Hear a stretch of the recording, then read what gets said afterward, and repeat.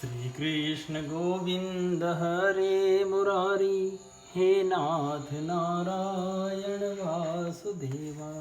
श्री कृष्ण गोविंद हरे मुरारी, हे नाथ नारायण वासुदेवा। हे नाथ नारायण वासुदेवा, हे नाथ नारायण वासुदेवा। श्रीमद्भागवत पंचम स्कंद अथ सप्तदशोध्याय। गंगा जी का विवरण और भगवान शंकर कृत संकर्षण देव की स्तुति। श्री शुक उवाच तत्र भगवत साक्षाद्यज्ञ लिंगस्य विष्णोर्विक्रमतो वामपादांगुष्ठनख निर्भिन्नोद्भाण्डकटाः विवरेणान्तः प्रविष्ट या बाह्य जलधारा पंकजावने जनारुण किंजल्को परंजिता अखिल जगदघ मलापहोपस्पर्श नामला साक्षात् भगवती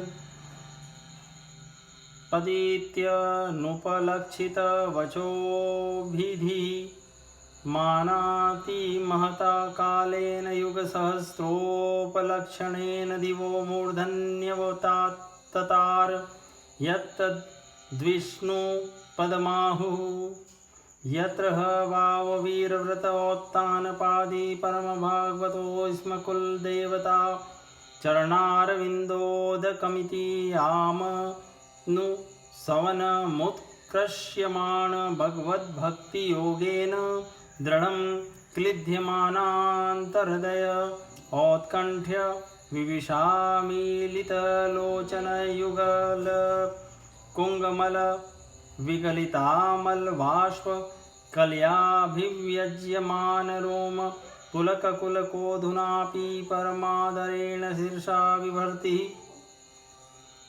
ततः सप्तऋषयस्तत्प्रभावाभिज्ञायां ननु तपसात्यन्तिकी सिद्धरे तावती भगवती सर्वात्मनि वासुदेवोऽनुपरत भक्तियोगलाभेनेवोपेक्षितान्यार्थात्मगतयो मुक्तिविमामिवागतां मुमुक्षवैव सबहुमानमध्यापि जटाजूटेरुद्वहन्ति ततोऽनेकसहस्रकोटि विमानानि कसङ्कुलदेवतायानेनावतरन्तीन्दुमण्डलमावार्य ब्रह्मसदने निपतति। श्री शुकदेव जी कहते हैं, राजन, जब राजा बलि की यज्ञशाला में साक्षात यज्ञमूर्ति भगवान विष्णु ने त्रिलोकी को मापने के लिए अपना पैर फैलाया, तब उनके बाएं पैर के अंगूठे के नख से ब्रह्मांड कटा का ऊपर का भाग फट गया। उस छिद्र में से होकर जो ब्रह्मांड से बाहर जल की धारा आई, वो चरण कमल को धोने से उसमें लगी हुई केसर के मिलने से लाल हो गई। उस निर्मल धारा का स्पर्श होते ही संसार के सारे पाप नष्ट हो जाते हैं, किंतु वह सर्वथा निर्मल ही रहती है। पहले किसी और नाम से न पुकारकर उसे भगवत पति ही कहते थे। वह धारा हजारों युग बीतने पर स्वर्ग के शिरोभाग में स्थित ध्रुवलोक में उतरी, जिसे विष्णुपद भी कहते हैं। वीर व्रत परीक्षित उस ध्रुवलोक में उत्तानपाद के पुत्र परम भागवत ध्रुव जी रहते हैं। वे नित्य प्रति बढ़ते हुए भक्तिभाव से यह हमारे कुल देवता का चरणोदक है ऐसा मानकर आज भी उस जल को बड़े आदर से सिर पर चढ़ाते हैं। उस समय प्रेमावेश के कारण उनका हृदय अत्यंत गदगद हो जाता है। उत्कंठावश बरबस मूंदे हुए दोनों नयन कमलों से निर्मल आंसुओं की धारा बहने लगती है और शरीर में रोमांच हो आता है। इसके पश्चात आत्मनिष्ठ सप्तर्षिगण उनका प्रभाव जानने के कारण यही तपस्या की आत्यंतिक सिद्धि है ऐसा मानकर उसे आज भी इस प्रकार आदर पूर्वक अपने जटाजूट पर वैसे ही धारण करते हैं जैसे मुमुक्षुजन प्राप्त हुई मुक्ति को। यूँ ये बड़े ही निष्काम हैं। सर्वात्मा भगवान वासुदेव की निश्चल भक्ति को ही अपना परम धन मानकर इन्होंने अन्य सभी कामनाओं को त्याग दिया है। यहाँ तक कि आत्मज्ञान भी ये उसके सामने कोई चीज़ नहीं समझते। वहाँ से गंगा जी करोड़ों विमानों से घिरे हुए आकाश में होकर उतरती है और चंद्रमंडल को आप्लावित करती हुई मेरू के शिखर पर ब्रह्मपुरी में गिरती हैं। तत्र चतुर्धा भिद्यमाना चतुर्भिर्नामभिश्चतुर्दिशमभिस्पन्दति नदनदीपतिमेवाभिनिविशति सीतालकनन्दा चक्षुर्भद्रेति। सीता तु ब्रह्मसदनात् केसराचलादिगिरिशिखरेभ्योऽधोधः प्रस्तवन्ती गन्धमादनमूर्धसु पतित्वान्तरेण भद्राश्ववर्षं प्राच्यां दिशि छारसमुद्रं प्रविशति। एवं माल्यवच्छिखरा निष्पतन्ति ततोऽनुपरतवेगा केतुमालमभिचक्षुः प्रतीच्यां दिशि सरित्पतिं प्रविशति। भद्रा चोत्तरतो मेरुशिरसो निपतिता गिरिशिखरादगिरिशिखरं मतिहाय शृङ्गवतः शृङ्गादवस्यन्दमाना उत्तरास्तु कुरुनभित उदीच्यां दिशि जलधिमभिप्रविशति। तथैवालकनन्दा दक्षिणेन ब्रह्मसदनाद्वहूनि गिरिकूटान्यतिक्रम्य हेमकूटाद्यैर्भसतरहसा लुठयन्ति भारतं भीवर्षं दक्षिणस्यां दिशि जलधिमभिप्रविशति। यस्यां स्नानार्थं चागच्छतः पुंसं पदे पदे श्वमेघराजसूयादीनां फलं न दुर्लभमिति। अन्ये च नदा नद्यश्च वर्षे वर्षे सन्ति बहुशो मेर्वादिगिरि दुहितरः शतशः। तत्रापि भारतमेव वर्षं कर्मक्षेत्रमन्याष्ट वर्षाणि स्वर्गिणा पुण्यशेषोपभोगस्थानानि भौमानि स्वर्गपदानि व्यपदिशन्ति।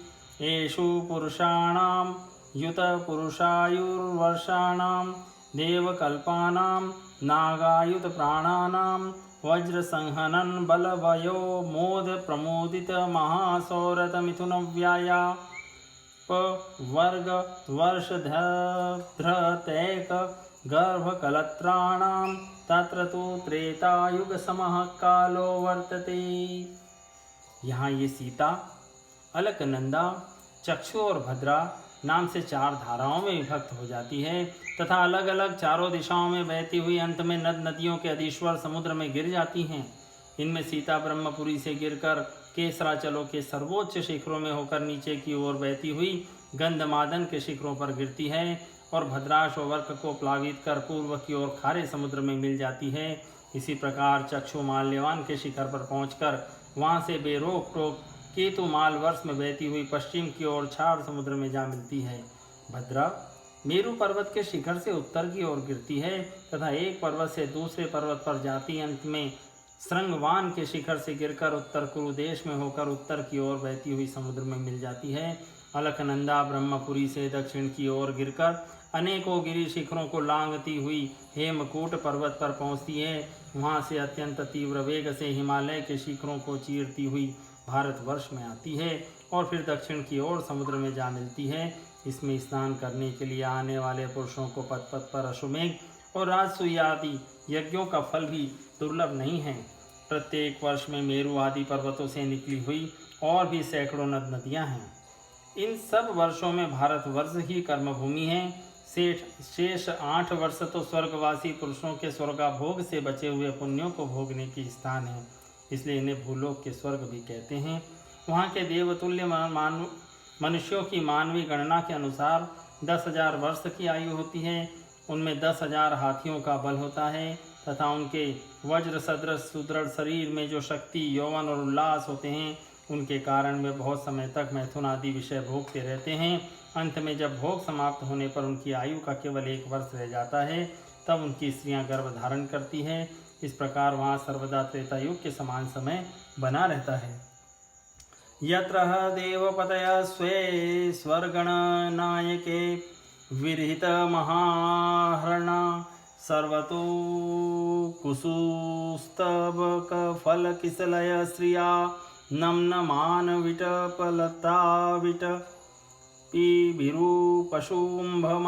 रुचिरकाननाश्रमया यतन वर्षगृद्रोणिषु तथा चामल जलाशयेषु विकच विविध नव वनरुहा मोद मुदित राजहंस जलकुक्कुट कारंडव सारस चक्रवाकादि भिर्मधुर मधुकर निकराकृतिभिरूप पूजितेषु जलक्रीडादिभिः विचित्र विनोदे सुललितसुरसुन्दरीणां कामकलिलविलासहासलीलावलोकाकृष्टमनोदृष्टयः स्वैरं विहरन्ति। नवस्वपि वर्षेषु भगवान् नारायणो महापुरुषः पुरुषाणां तदनुग्रहायात्मत व्यूहेनात्मनाध्यापि सन्निधीयते। इलाव्रते तु भगवान् भव एक एव पुंमान् ह्यान्यस्तत्रापरो निर्विशति भवान्या शापनिर्वित्तज्ञो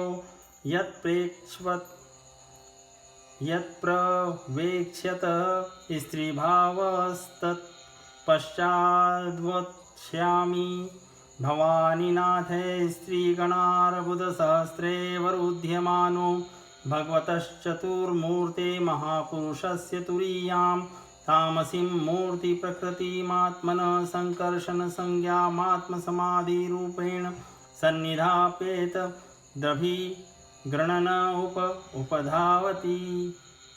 वहाँ ऐसे आश्रम, भवन और वर्ष, पर्वतों की घाटियाँ हैं जिनके सुंदर वन उपवन सभी ऋतुओं के फूलों के गुच्छे, फल और नूतन पल्लवों की शोभा के भार से झुकी हुई डालियों और लताओं वाले वृक्षों से सुशोभित है।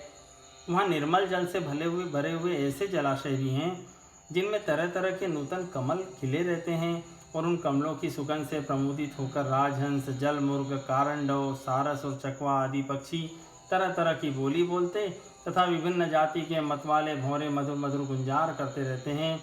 इन आश्रमों, भवनों, घाटियों तथा जलाशयों में वहाँ के देवेश्वर गण परम सुंदरी देवांगनाओं के साथ उनके कामोन्माद सूचक हास विलास और लीला कटाक्षों से मन और नेत्रों के आकृष्ट हो जाने के कारण जल क्रीड़ादि नाना प्रकार के खेल करते हुए स्वच्छंद विहार करते हैं तथा उनके प्रधान प्रधान अनुचरगण अनेक प्रकार की सामग्रियों से उनका आदर सत्कार करते रहते हैं।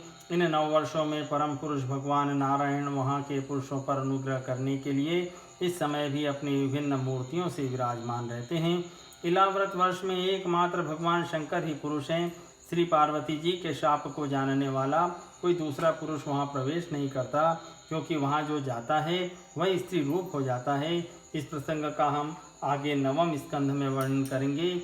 वहाँ पार्वती एवं उनकी अरबों खरबों दासियों से सेवित भगवान शंकर परम पुरुष परमात्मा की वासुदेव, प्रद्युम्न, अनिरुद्ध और संकर्षण संज्ञक चतुर्व्यूह मूर्तियों में से अपनी कारण रूपा संकर्षण नाम की तम प्रधान चौथी मूर्ति का ध्यान स्थित मनोमय विग्रह के रूप में चिंतन करते हैं और इस मंत्र का उच्चारण करते हुए इस प्रकार स्तुति करते हैं। श्री भगवान वाच ओम नमो भगवते महापुरुषाय सर्वगुण संख्या नंताया व्यक्ताय नम इति भजे भजन्यारणपादपङ्कजं भगस्त्य कृष्णस्य परम्परायणं भक्तेष्वलं भावितभूतभावनं भवापहं त्वां भवभावमीश्वरं न यस्य माया गुणचित्तवृत्तिभिः निरीक्षतो ह्यण्वपि दृष्टिरज्यते ईशे यथा नोजितं मन्युरहंसां कस्तं न मन्येत जिगीषुरात्मनः असदृशो य प्रतिभाति मायया क्षीबेव मध्या सवताम्रलोचनः न नागवध्वोर्हण ईशिरेर्या यत्पादयो स्पर्शन धर्षितेन्द्रिया यमाहुरस्य स्थिति जन्म संयमं त्रिभिर्विहीनं यमन्नन्तमृषयः न वेद सिद्धार्थमिव क्वचि स्थितं भूमण्डलं मूर्धसहस्रधामसु यस्याध्यासीदगुणविग्रहो महान् विज्ञानधिष्णयो भगवानजः किल यत्सम्भवोऽहं त्रिवृत्ता स्वदेजसा वैकारिकं तामसमेन्द्रियं सृजे एते वयं यस्य वशे महात्मनः स्थिता शकुन्ता इव सूत्रयन्त्रितः महानहं वैकृतताम्रसेन्द्रिया सृजां सर्वे यदनुग्रहादिदं यन्निर्मितां कर्ह्यपि कर्म पर्वणिं मायाजनोऽयं गुणसर्गमोहित न वेद निस्तारणयोगमञ्जसा तस्मै नमस्ते विलयोदयात्मने। भगवान शंकर कहते हैं, ओम जिनसे सभी गुणों की अभिव्यक्ति होती है, उन अनंत और अव्यक्त मूर्ति ओंकार स्वरूप परम पुरुष श्री भगवान जी को नमस्कार है। भजनीय प्रभो, आपके चरण कमल भक्तों को आश्रय देने वाले हैं तथा आप स्वयं संपूर्ण ऐश्वर्यों के परम आश्रय हैं। भक्तों के सामने आप अपना भूत भावन स्वरूप पूर्णतया प्रकट कर देते हैं तथा उन्हें संसार बंधन से भी मुक्त कर देते हैं, किंतु वह भक्तों को उस बंधन में डालते रहते हैं। आप ही सर्वेश्वर है, मैं आपका भजन करता हूँ।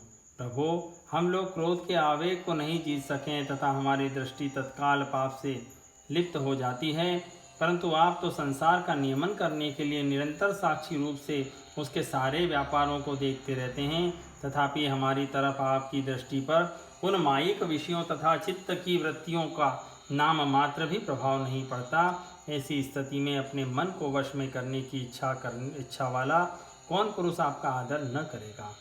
आप जिन पुरुषों को मधुवासवादी पान के कारण अरुण नयन और मतवाले जान पड़ते हैं, वे माया के वशीभूत होकर ही ऐसा मिथ्या दर्शन करते हैं तथा आपके चरण स्पर्श से ही चित्त चंचल हो जाने के कारण नागपत्नियां लज्जावश आपकी पूजा करने में असमर्थ हो जाती हैं।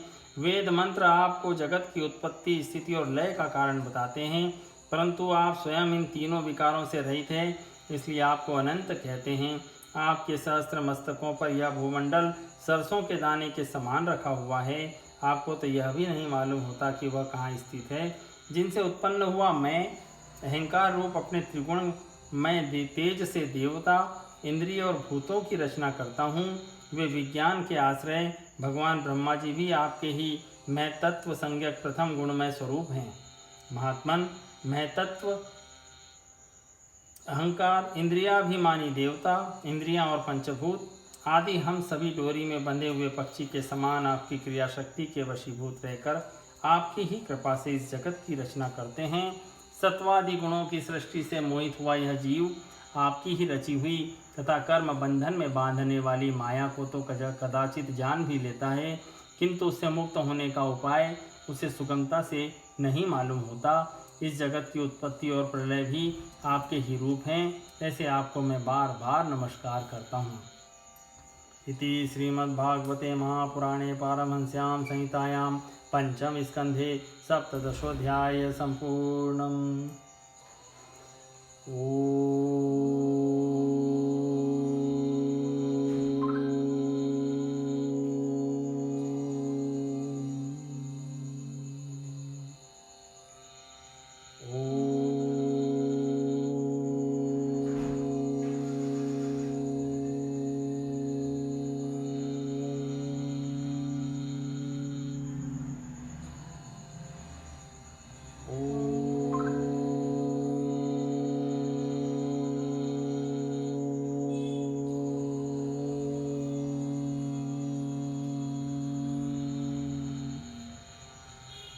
श्री कृष्ण गोविंद हरे मुरारी, हे नाथ नारायण वासुदेवा।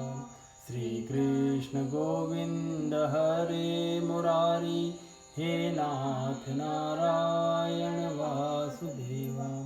हे नाथ नारायण वासुदेवा, हे नाथ नारायण